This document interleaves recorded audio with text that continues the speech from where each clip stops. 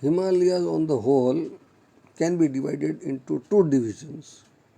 Please underline them, the northern Himalayan region and eastern Himalayas. Let us become familiar with the northern Himalayan region. There are three mountain ranges parallel to each other. So, if you see,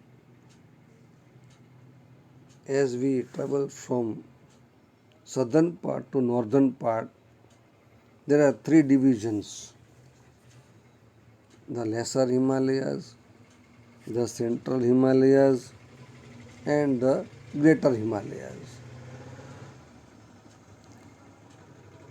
The northern range is known as Greater Himalayas, which is having the loftiest range among the Himalayan, where there are more than 40 peaks which are having more height, more than 7,000 meters. And most famous among them is Mount Everest, please underline. And the height of Mount Everest is 8,848 meters. But it is not in India. It is on Nepal-China border, and it is also known as Sagarmatha in Tibet. Please underline. You can be asked as a blank that by what name is Mount Everest known in Tibet. Then you must know that it is known as Sagarmatha. Other famous peaks are Mount Godwin Austen or even K2, which is having a height of 8,611 meters. But this is the highest peak of India. So Mount Godwin Austen falls in India, and so the highest peak of India is Mount Godwin Austen. There are three distinct ranges in Himalayas which are almost parallel to each other. In the greater Himalayas, there are also some mountain passes.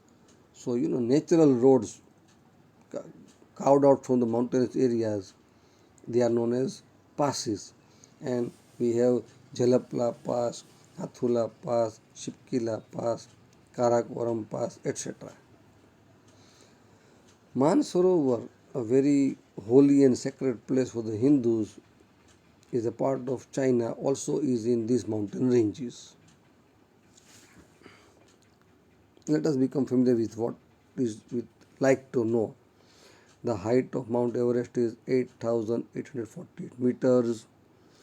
The height of Mount Godwin Austen is 8,611 meters. The height of Kanchenjunga is 8,518 meters. The height of Makalu is 8,481 meters. The height of Dhavalgiri is 8,118 meters, and the height of Annapurna is also 8,070 meters. Second range to the south of the Greater Himalayas is also spread in a wider area, and it is known as Central Himalayas or Lesser Himalayas. The width of this mountain is from 80 km to 100 km, and it includes the mountain ranges like Pir Panjal, Mahabharat, Lekhmala, Nagtiba, etc. In these ranges, many hill stations have developed, and the names of some hill stations are as follows. Please underline them: Dalhousie, Dharamshala, Shimla, Masuri, Rani Khet, Almoda, Nainital, Darjeeling, etc. Also, some rivers are originating, and so places like Gangotri and Yamunotri are also located in these ranges, and very sacred or holy places for the Hindus like Badrinath, Kedarnath, Hemkund Sahib for the Sikhs, etc. also are famous places or famous holy places. In these mountain ranges also we have famous beautiful valleys, and they are Kulu Valley, Kangra Valley and Kashmir Valley. The third range situated in further south is known as Shivalik or outer Himalayas. And most of this range is falling within India only.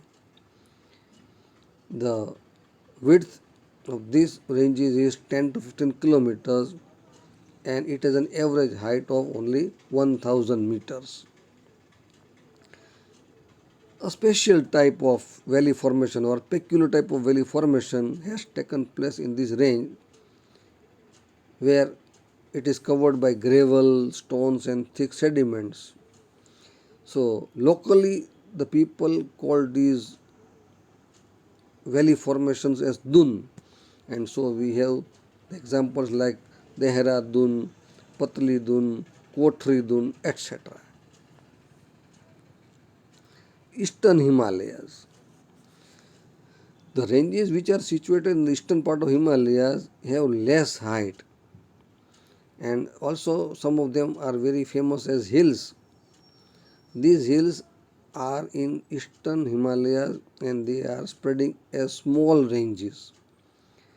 Among them, please underline, we have Patkoi Hills in Arunachal Pradesh, Naga Hills in Nagaland, Lushai or Mizo Hills in Mizoram. These hills are located near the eastern border and have their contribution in Arkanyoma range of Myanmar. Garo Hills, Khasi Hills and Jaintia Hills are in Meghalaya. Mountainous regions experience more rainfall and so thick or dense forests have developed there. Because this area is a forested area having so many trees or large number of trees, we are not able to develop transport system of roadways and railways. So this was the description or brief description of the northern mountainous region. Now we come to the Great Northern Plain, the fertile area of India. This northern plain is located between the northern mountainous region and the southern peninsula. So if you see in the map of India, on the northern part we have Himalaya ranges, on the southern side we have peninsular plateau. Between these two landforms we have the northern plains located. This plain is formed due to the alluvial sediments, alluvium brought by the Himalayan rivers like Satluj, Ganga and Brahmaputra. At some places these layers of the sediments are 50 meters thick. This plain area is occupying a very large space in North India, and that's why either we call as Ganga plain or even great plains of North India. Please try to turn the page. This Ganga plain or the Great Northern Plain is having the length of about 2400 kilometers. Please underline. And we have to consider this as one of the largest river plains of the world. At this juncture, let me tell you students, that actually if you see the world map, you will find that very close to Russia, we have region known as Siberia. It is a plain area. Actually, this is the world's largest plain area. But as it is located toward the North Pole, the climatic conditions are very cold, and so it experiences chilling cold, and so life is not possible over there. People are not having human habitations over there. So we can't do any agricultural activities over there. And that's why, though Siberian plain is world's largest plain, but when we talk about the human habitation, well then Ganga plain or the Great North Indian plain is the world's largest plain. This plain is having its western part very narrower than the eastern part. So you can see in the map only that in North India it is narrow, but as it goes toward the eastern part it becomes more and more wide or broader. This plain is almost a level land. So plain area means a level land where all the activities can be conducted without any problem. You see in a plateau region it is having a height and having a rocky layer, so agricultural activity cannot be conducted over there. In mountain ranges, mountain area again more height is there, and so again we have to climb, so we feel stress mind well. But in plain area without any problem a person can move because it is a level land. So most of the world's population is found in the plain area. None of it part is higher than 180 meters from the sea level. Please underline. So this North Indian plain is having a level land and the height from the sea level is not more than 180 meters. This plain is very narrow near Delhi. The Satluj plain is lying to the west of Delhi, while the Ganga plain is in the east. Please underline, this plain is considered to be the most prosperous region of India, and that's why only important cities have come into existence on this plain area, and they are as follows: Delhi, Kanpur, Lucknow, Allahabad, Varanasi, Patna, Kolkata, etc. Sindhu River and its tributaries including Jhelum, Chenab, Ravi, Bias, and Satluj also originate from the Himalayas. Generally, in Punjabi language, a region between two rivers is called as Doab because Do means two and Ab means water. So, the area covered by two river parts is known as Doab, and the plain which is formed by meeting of five rivers is known as Punjab. But most of this plain is located in Pakistan. On the basis of physiography, the northern plain can be divided into four parts. Please underline. And these four parts are Bhabar, Tarai, Bangar, and Khadar. So you will be asked to explain the term. So please make it very clear. A small and narrow belt of gravels and stone which lies parallel to the river from Sindhu up to Tista river in Shivalik foothills, which is almost 8 to 16 km wide, is known as Bhabar. I repeat, a small and narrow belt of gravels and stones only, which is lying parallel to the river from Sindhu up to Tista in the Shivalik foothills, and the width is almost 8 to 16 kilometers, is known as Bhabar. The Tarai region, very close to Nepal, which is more humid and marshy, is coming next. Dense forest and diversified wildlife are seen here. That is known as Tarai. The old alluvium plain is known as Bangar. So the places which are far away from the river, where due to flood the sedimentation is deposited, but not every now and then. After 10 years or 15 years, that old alluvium is known as Bangar.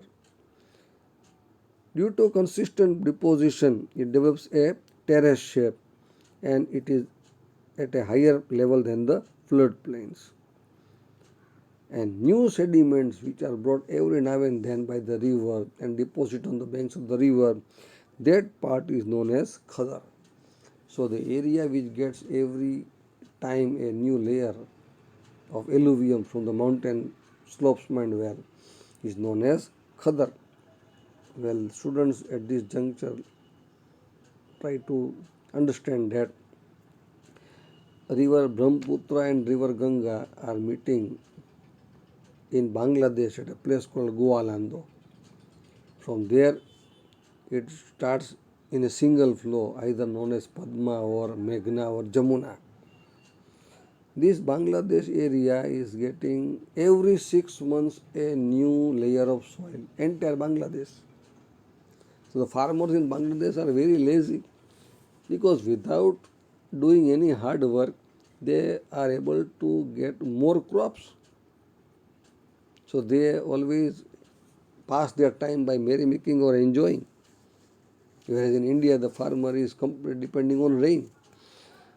But in this area, because the Ganga river and Brahmaputra river are flooded twice in a year, in monsoon season due to heavy rains and in summer due to the melting of the snow.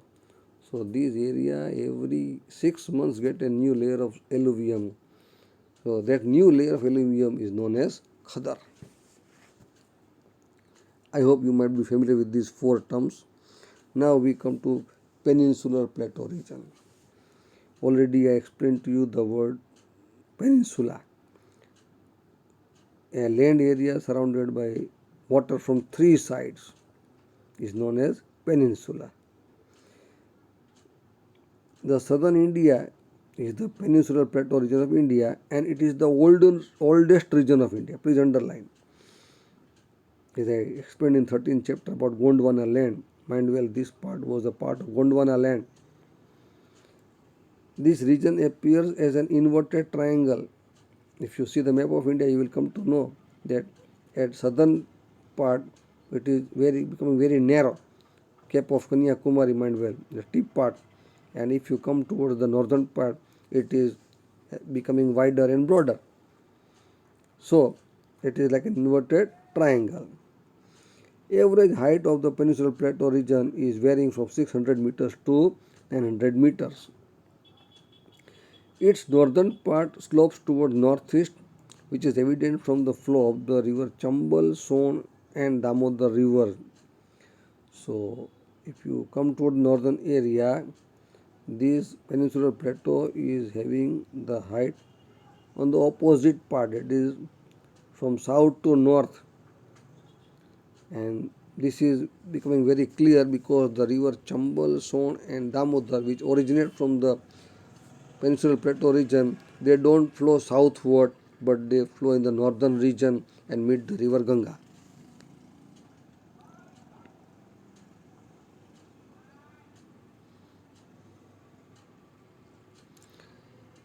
The southern part of the plateau is sloping toward the southeast, and most of its area is in south, hence it is known as southern plateau also. And because this plateau is surrounded by three sides from water, it is known as the peninsular plateau. We can divide peninsular plateau again into two parts, Malwa plateau and Deccan plateau. Let us become familiar with the word or Malwa plateau.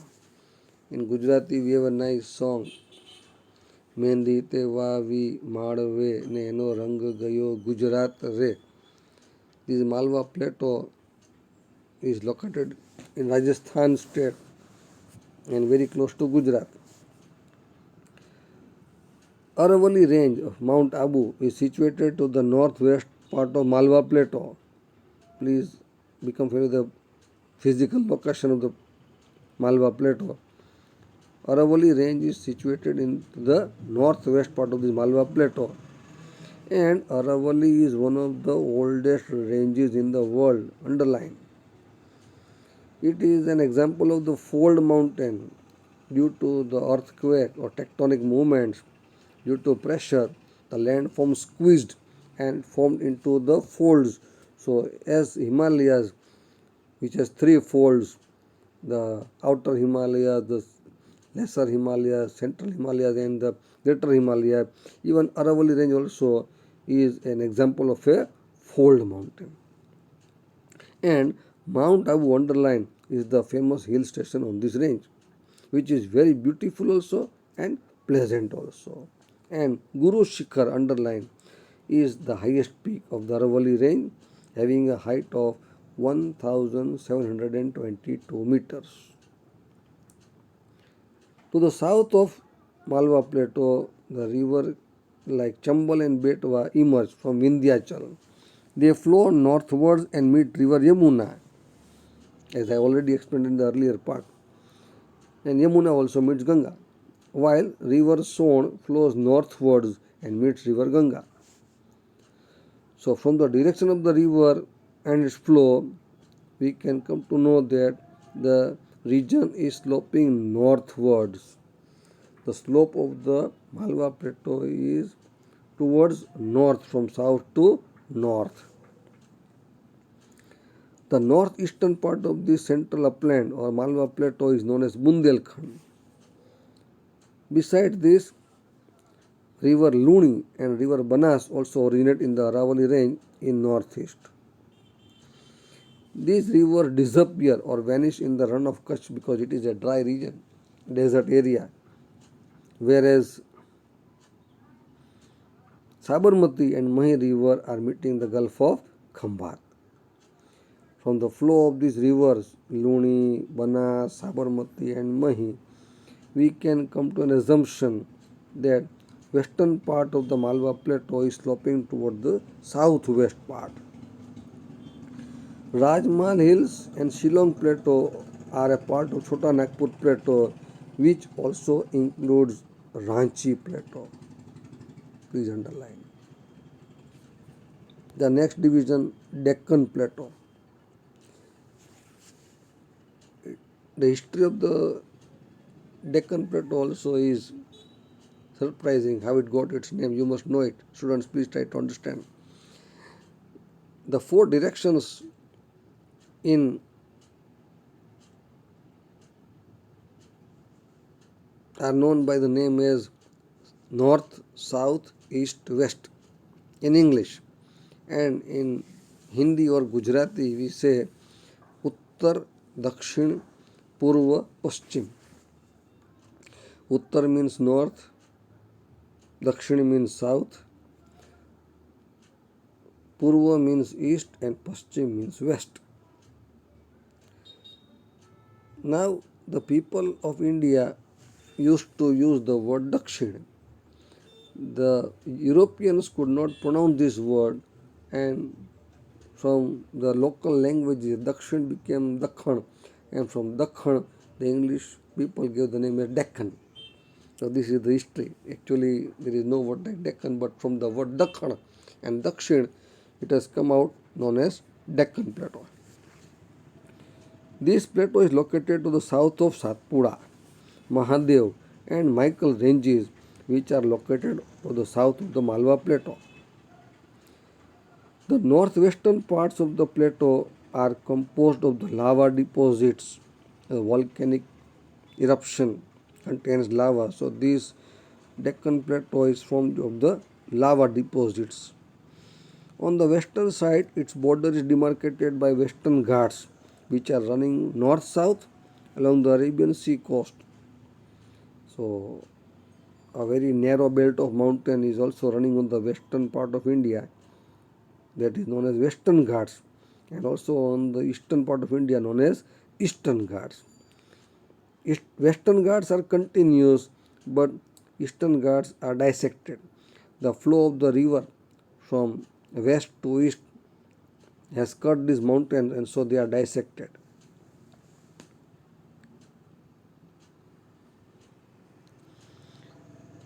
This plateau has several local names.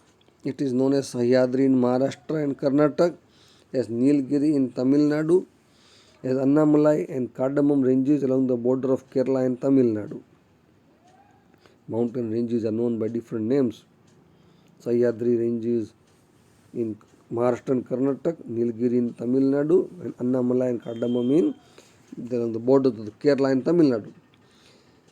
The southernmost part of Western Ghat is having more height, means more lofty. Generally, the average height of Deccan Plateau is ranging from 900 meters to 1000 meters, please underline. But at a very few places it also exceeds that height. Few isolated hills having more than 100 meters of height are found in the eastern boundary of this plateau, and they are known as Eastern Ghats. It also has a general slope towards the southeast, and we can come to know from the flow of the rivers, because the rivers are flowing from west to east. Only there are two exceptions, and they are river Narmada and Tapi. These two rivers start from the eastern side and flow in the western side of the Deccan Plateau and meet the Bay of all the other rivers are meeting Bay of Bengal, but river Tapi and river Narmada are meeting Arabian Sea, mind well.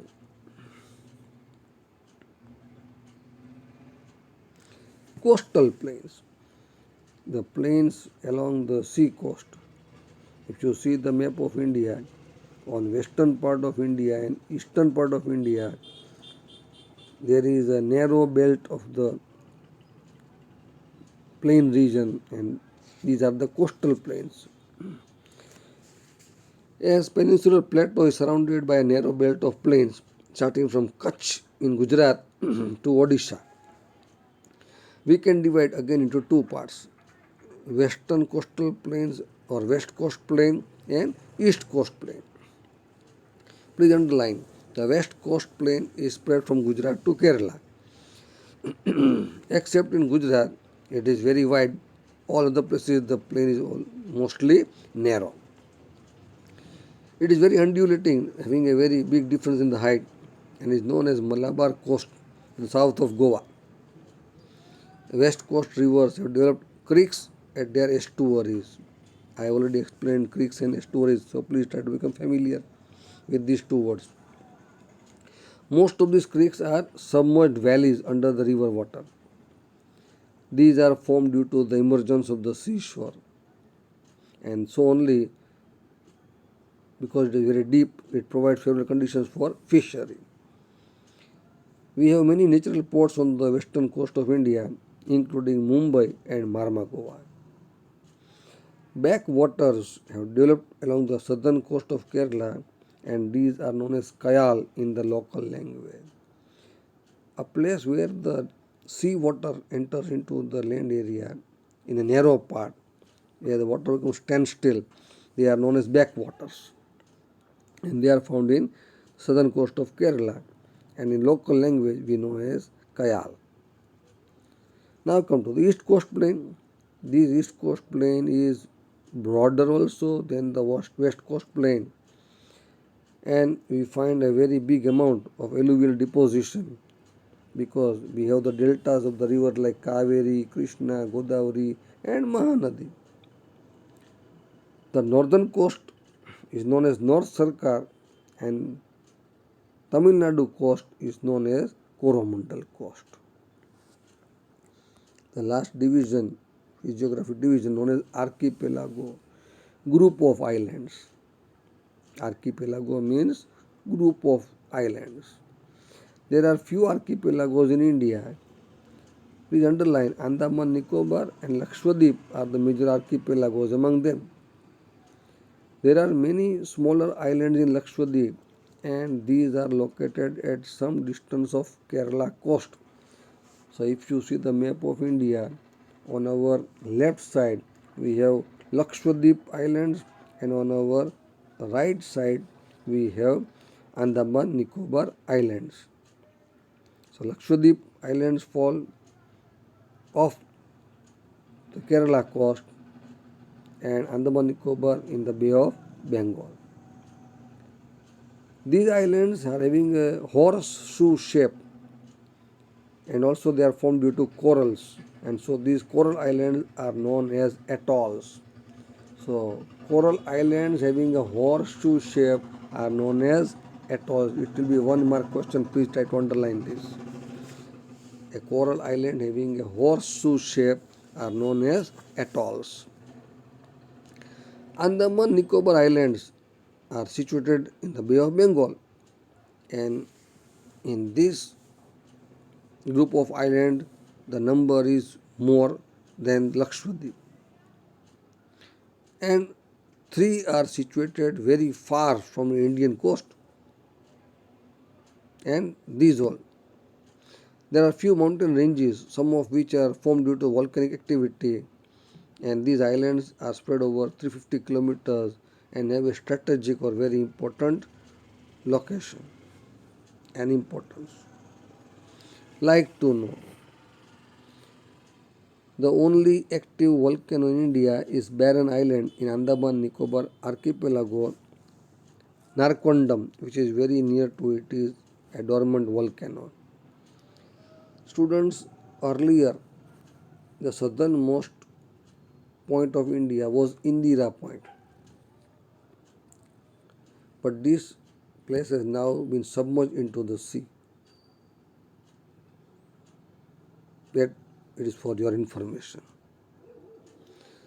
So we have become familiar with the 5 physiographic divisions of India, that is the northern mountainous region, northern plain or Ganga plain, peninsular plateau, coastal plains, and archipelagos. So we have been able to understand from this that there is a great diversity in the physical features of India. Every region is having its own distinct characteristic and speciality, but still we all are interconnected and interrelated. All of them have equal and important contribution for the progress of the country and are useful in also forest resources. Northern fertile plains are also known as storehouse of grains. Underline. Southern plateau is rich in many mineral resources, and so our country's progress has been speeding up by these minerals. Many rivers with large volume of water are also originating in the northern mountainous region, and that is very helpful for crop production and also for a variety of the forest resources.